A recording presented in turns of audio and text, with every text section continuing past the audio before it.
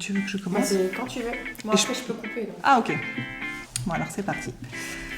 Bonjour à tous, bienvenue sur Filles Expat, la chaîne qui vous dévoile les aventures de filles francophones qui ont osé tout quitter pour vivre aux quatre coins du monde. Chaque semaine, Kelly vous fera découvrir une nouvelle destination, une nouvelle histoire à travers ses interviews. Préparation au départ, appréhension, découverte et adaptation aux nouvelles cultures, vous verrez à quel point chaque expérience peut être différente mais toujours très enrichissante. Donc si vous songez à vous expatrier ou que vous êtes simplement curieux de savoir comment on vit au Chili, au Danemark ou encore à Taïwan, on vous dit welcome!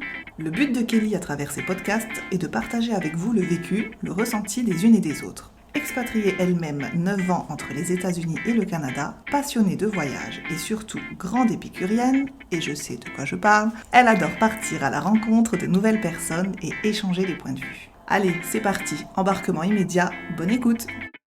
Salut à toi et merci d'avoir choisi un épisode de Filles Expat dans tes oreilles aujourd'hui. Et merci aussi à Aliushu qui m'a laissé un super commentaire sur Apple Podcast qui me dit « Merci à toi Kelly pour créer un podcast dédié aux femmes et à leurs aventures d'expatriation. Ces podcasts sont une véritable source d'inspiration et donnent vraiment envie de se dévoiler, de partager et de voyager. » Donc merci à toi d'avoir pris le temps de me laisser ce très joli commentaire et je suis vraiment ravie que ce podcast t'inspire. Moi et mes invités, nous te remercions.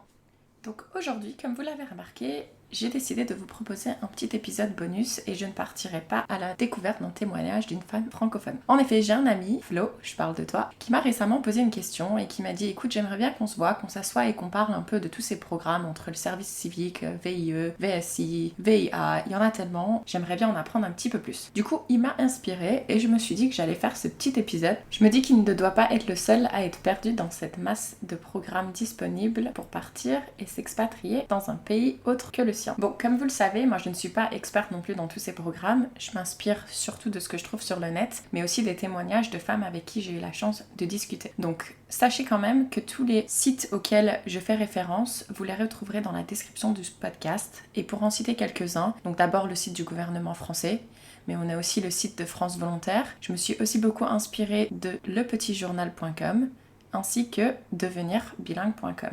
Mais comme je l'ai dit, vous retrouverez tous ces liens dans la description. Alors pour commencer, on va parler du service civique. Alors là, j'ai le site de servicecivique.gouv.fr qui est ouvert devant moi et j'adore le hashtag qu'ils ont utilisé pour définir le service civique.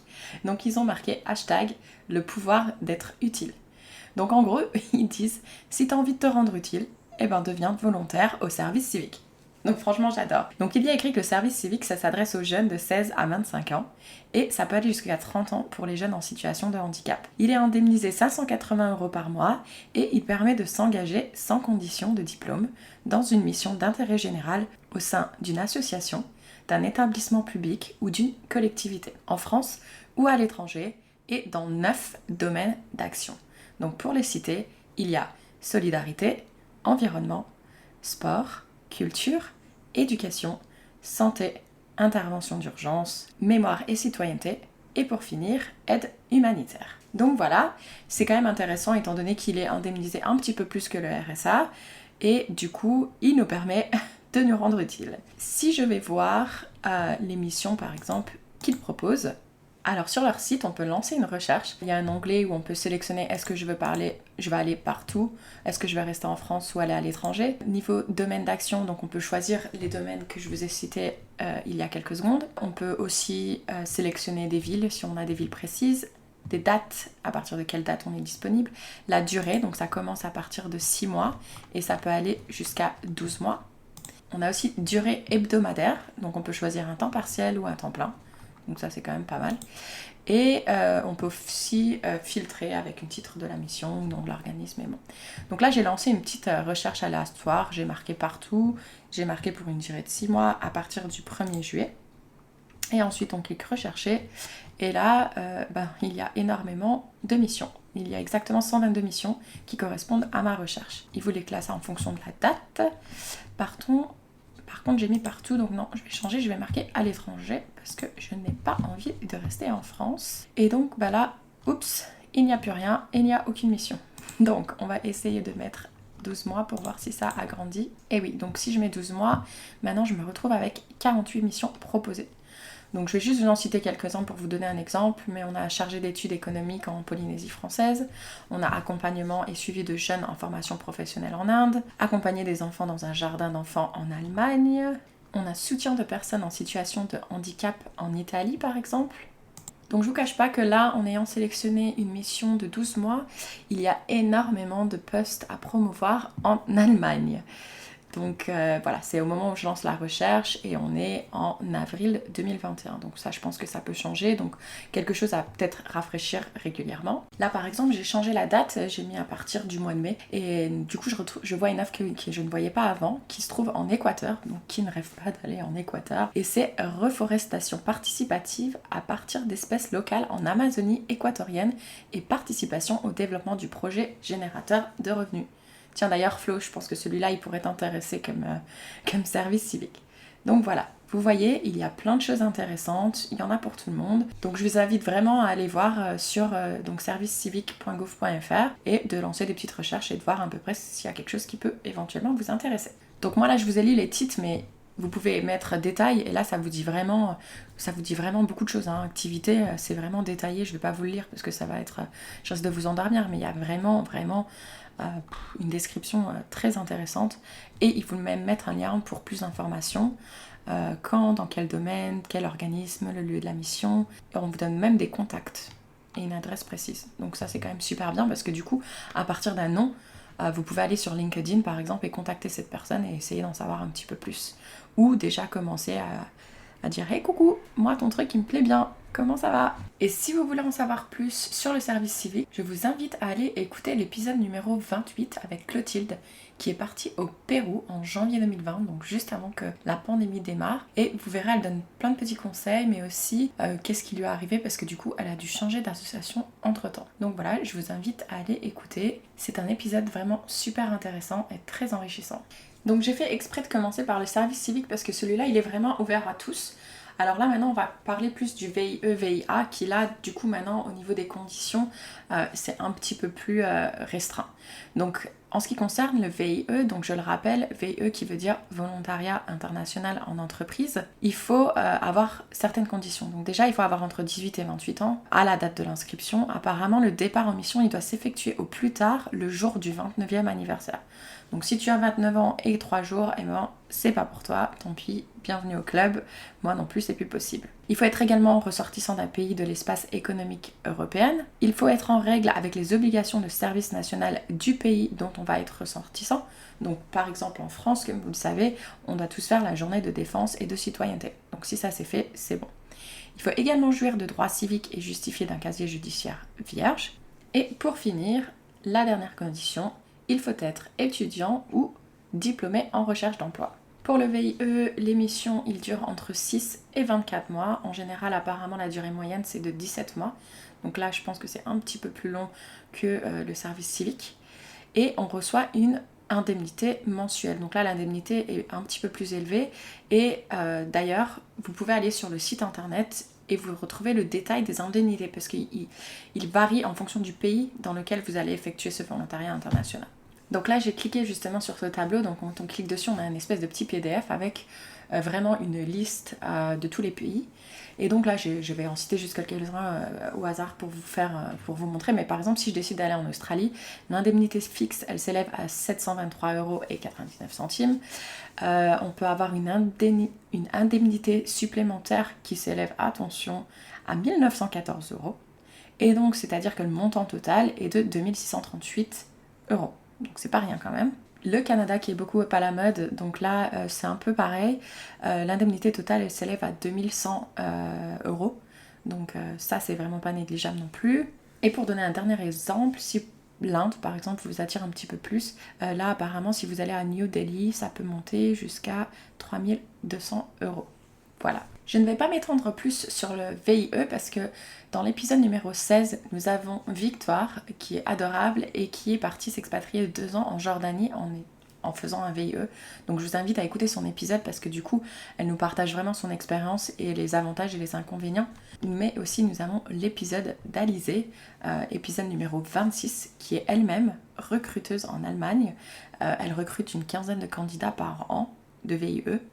Et donc du coup, elle vous donne tous ces meilleurs conseils pour pouvoir postuler à une annonce VIE. Donc je vous invite vraiment à écouter ces 2 épisodes qui vont vous donner plein d'informations supplémentaires. Très similaire au VIE, nous avons également le VIA, Volontariat International en Administration. Donc là, les conditions sont similaires au VIE. Nous en avons juste une en plus qui est il faut accepter les obligations de discrétion, de convenance et de réserve liées à la nature diplomatique de la mission. Puisque en VIA, notre mission, c'est de participer à l'action de la France dans le monde. Apparemment, tous les métiers que nous concernés, enseignement, droit, économie, médecine, informatique, hôtellerie, restauration. Il est également indiqué qu'il faut au minimum 2 mois pour que l'administration instruise votre demande. Il est aussi indiqué que la mission se déroule exclusivement à l'étranger, dans une ambassade, un consulat, un établissement culturel, un laboratoire scientifique ou tout autre organisme partenaire ou sous tutelle du ministère des Affaires étrangères ou du ministère de l'économie. Et la mission, pareil que le VIE, dure entre 6 et 24 mois. L'indemnité est comprise entre 853 et 4000... Attendez là, j'ai bien vu? Oh punaise, 4103 €, attention, par mois. Mais encore une fois, suivant le pays d'affectation. Donc voilà, on retrouve ce tableau similaire au VIE. Donc encore une fois, je vous mettrai ça dans la description. Et pour se renseigner, encore une fois, on va se tourner vers Business France, qui est une agence française pour le développement international des entreprises. Ensuite, pour 3e acronyme, avec un V, nous avons le VSI. Donc c'est le volontariat de solidarité international. Ah, au fait, vous avez remarqué qu'on utilise toujours le mot volontariat, mais au final, on est juste volontaire à partir, hein, parce que, bon, indemnisé au prix là, j'ai plus trop envie de parler de volontaire, mais bon, ça ne regarde que moi. Donc, VSI, je vais vous lire ce qu'il y a écrit là sur le petit journal. Famille de volontariat, de coopération, d'appui au développement et d'action humanitaire. Le volontariat de solidarité internationale est un dispositif encadré par la loi du 23 février 2005, bon, on s'en fout.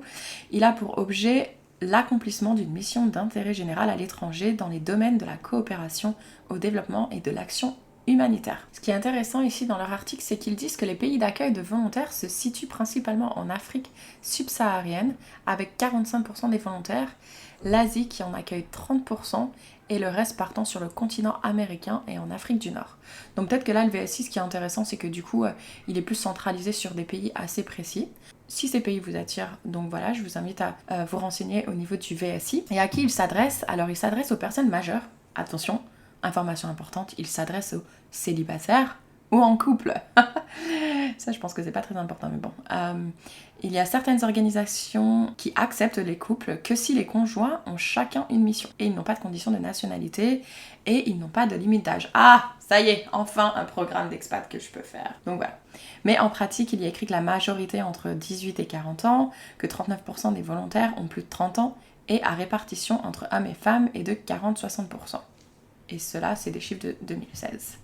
Donc merci au petit journal pour ces informations. Bon, je ne sais pas si ça c'est très pertinent, mais ils disent que le profil des volontaires, en tout cas en 2016, de Solidarité Internationale, à 66%, ils avaient un niveau supérieur à Bac+5. Donc ça, je pense que c'est les gens comme moi qui, à un moment donné, ils passent la crise de la trentaine, ils en ont ras-le-bol et ils se disent « Tiens, j'ai envie de me sentir utile, mais comme je peux pas faire de service civique, je suis trop vieille, allez, je vais faire un petit VSI ». En termes de domaine d'intervention, ici, il nous cite l'enseignement, l'action sanitaire et sociale, information et communication, développement durable, gestion de projet, quelque chose que je peux faire, tiens, administration publique et territoriale. Donc là, pour donner encore un exemple, renforcement des capacités et des compétences professionnelles, donc ça c'est le type de projet, et contribution à leur ouverture sur le monde extérieur. Donc comme on l'a déjà dit, il me semble, le VSI ne peut s'exercer qu'en dehors de l'espace économique européen. Ah, information intéressante, le VSI ne peut s'exercer qu'en dehors de l'espace économique européen. Ah ben voilà, si t'as envie de partir en dehors de l'Europe, eh ben voilà, encore un programme qui peut t'aider. Apparemment, l'État français soutient vraiment la structure parce qu'il y a écrit qu'il y a une participation fortifiée aux coûts de couverture sociale et de gestion de volontaires, une aide aux coûts de formation avant le départ, apparemment pour eux c'est très important de se former avant de partir, et aussi il y a un appui au retour des volontaires. Donc ça c'est super intéressant parce que revenir de mission comme ça, ou même déjà revenir d'une expatriation, c'est pas toujours évident. Il y a également une indemnité de réinstallation sous condition versée directement aux volontaires, et il y a une prime de réinsertion professionnelle. Super intéressant.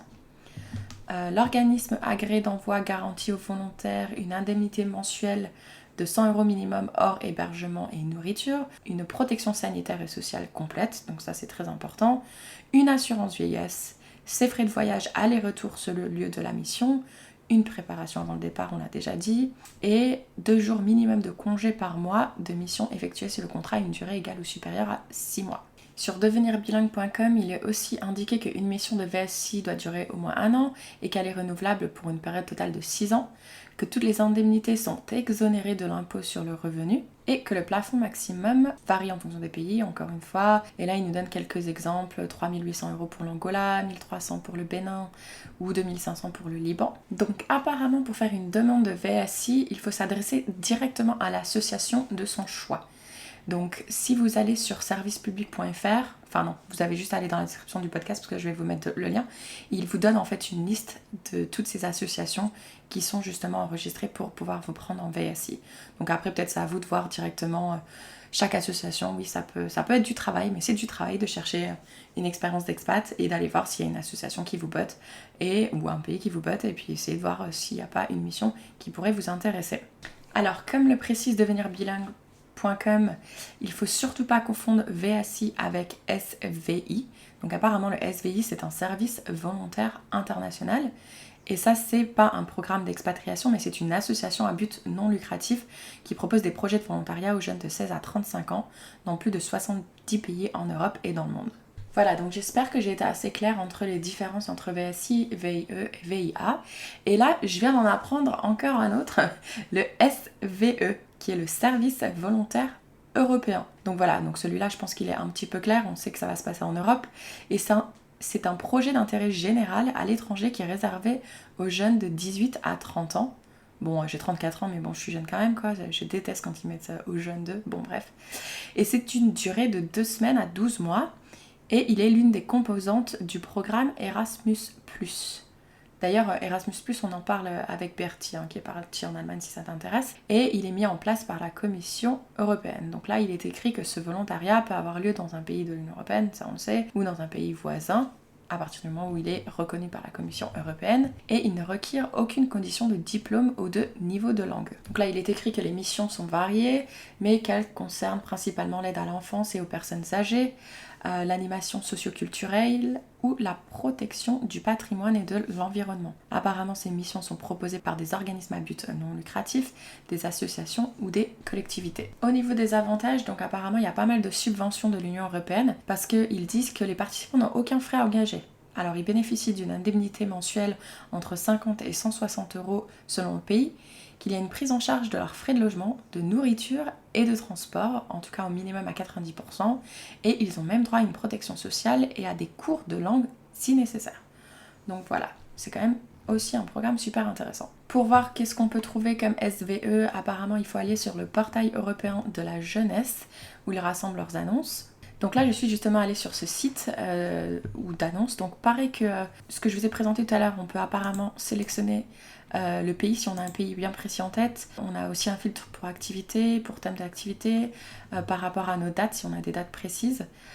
Donc là, moi j'ai lancé non, je m'en fous, je veux me casser demain, je m'en fous du pays, je m'en fous de l'activité. Et là, quand je lance de la recherche, il y a 928 possibilités trouvées. Donc c'est quand même incroyable et ça ressemble à genre des annonces Pôle emploi quand on regarde, donc ça nous montre bien, il y a même les logos des associations. Donc là on a vraiment, enfin je vais pas tous les lire bien évidemment, mais il y a la Suède, il y a l'Espagne, l'Estonie, la Pologne, le Liban, le Royaume-Uni, l'Autriche, la France, il y en a qui veulent. Oh, la Macédoine du Nord, trop bien, Digital Competencies for All. Ça, après avoir fait mon interview avec notre Québécoise Julie qui nous a parlé de la Macédoine, ça me donne trop envie d'y aller. On a la Croatie, on a la Grèce, enfin bref, il y a vraiment un tas d'options, un tas de possibilités. Et donc là, par exemple, je vais prendre la Grèce au hasard et si je clique en savoir plus, par exemple... Donc même si j'ai mis que je veux le site en français, apparemment les annonces sont en anglais. Donc il va falloir, quoique maintenant avec Google Translate, ça va très rapidement traduire. Mais bref, ils mettent la description de l'activité, les modalités d'hébergement, de restauration et de transport, et également le profil du participant qu'ils recherchent. Donc là par exemple, ils nous parlent de l'âge entre 18 et 30 ans. Bon, je parle vraiment pour le poste que j'ai sélectionné, qu'il faut savoir un petit peu parler anglais apparemment. Et avoir des connaissances dans le journalisme vidéo, blablabla. Donc voilà. Donc je vous invite aussi à aller voir ça, ça peut être super intéressant, voir s'il y a une annonce qui vous plaît.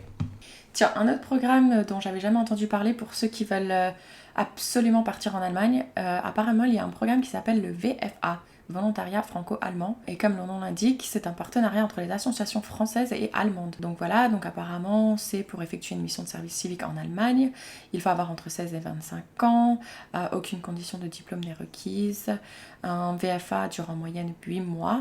Qu'est-ce qu'ils nous disent d'autre?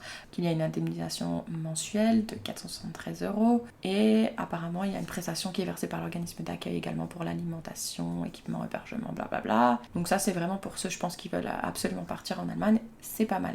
Bon, si vous m'avez écouté jusque-là, en tout cas je vous remercie. J'ai presque fini. Là il y en a un autre. Ça va être un volontariat par contre pour les salariés. Donc si par exemple on est salarié mais on aimerait vraiment faire un voyage humanitaire, c'est vrai que maintenant avec situation Covid, je pense on se remet tous en question, mais on aimerait partir par exemple plusieurs semaines. Donc apparemment c'est possible. Donc ça je pense que ça pourrait être intéressant pour ceux qui ont un petit peu peur de tout lâcher, de quitter leur taf, de pas être sûr, parce qu'apparemment il y a des entreprises qui ont développé des programmes pour favoriser ce type de séjour. Donc apparemment là il est écrit, donc pour reciter devenirbilingue.com, que c'est l'opportunité pour leurs salariés de rencontrer des collègues du groupe dans des situations différentes, de mettre à profit leurs compétences professionnelles à travers du bénévolat et de vivre des expériences personnelles hors du commun sans impacter leur job. Donc, si par exemple vous travaillez pour une grande entreprise et que vous savez qu'il y a cette même entreprise dans un pays qui vous attire vraiment, peut-être faites des recherches là-dessus et proposez à votre département des ressources humaines. Là, il y a écrit que le volontaire reçoit son salaire pendant sa mission et comme pour des congés payés habituels. Que généralement, ces missions sont assez courtes, entre 2 et 4 semaines, mais que l'entreprise peut accepter des durées plus longues dans certains cas. Voilà, donc bon, quand il y en a plus, il y en a encore. Un petit dernier pour la route, le CSI, Congé de solidarité internationale.